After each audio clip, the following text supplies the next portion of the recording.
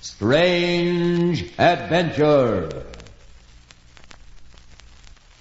The Powder River Express roared through the raging blizzard that swept like a blinding curtain through Coquille Pass. Engineer Parker gazed out of the cab window of the giant locomotive, his eyes straining against the storm. He knew that he had to highball the heavy train to reach North Bend on time. He opened the throttle another notch and turned to his fireman. Shovel her in, Joe.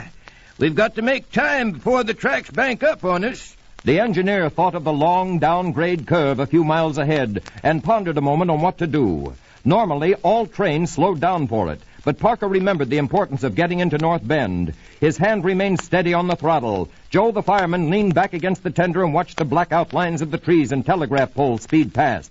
Hey, Parker, ain't we going to slow down for the Granville curve? The engineer drew his head back into the cab and rubbed the snow from his goggles. We'll slow when we get close to North Bend Station. We've got to beat this blizzard, son. Joe thought of the long string of coaches they were pulling, thought also of the scores of sleeping passengers. He shook his head dismally. Then Parker heard something that made him grab for the brake valve. The wheel screamed on the cold rails as the train jerked to a stop. On the air line, there had come two sharp imperative blasts. The signal meant stop, and stop fast. The brakeman and conductor leaped to the ground and raced along the train till they reached the engine.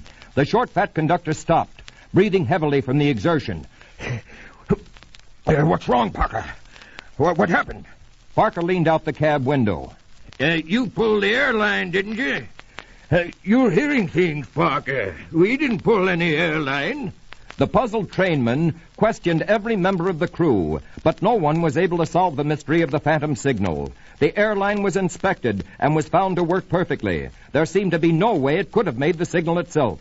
The crew finally gave up, and the engineer got the train moving again. It was hard to pick up speed, and the train was barely moving when it rounded Granville Curve. Parker peered anxiously ahead. Then, with an expression of fear and surprise, he grabbed for the brake valve. Looming out of the darkness ahead was a locomotive, a black, silent obstacle in the path of the express. Parker scrambled down from the cab and ran forward to the strange locomotive and made the startling discovery that there was nobody aboard, though a banked fire burned beneath the boiler. It was a runaway. He coupled onto it and shoved it ahead to North Bend Station. At the station, he found what had apparently happened. The locomotive had been used as a helper to get heavy trains over the grades and had been pulled into a siding for the night. The brakes had somehow let go, and the runaway had moved out onto the main line. Parker and his crew stared at each other in amazement as they thought of their narrow escape. But they were also amazed at the thought of the phantom signal that had saved their lives. There was no answer to the question of who pulled the signal cord. Parker turned to his friends. Say, don't you believe in guardian angels, boys?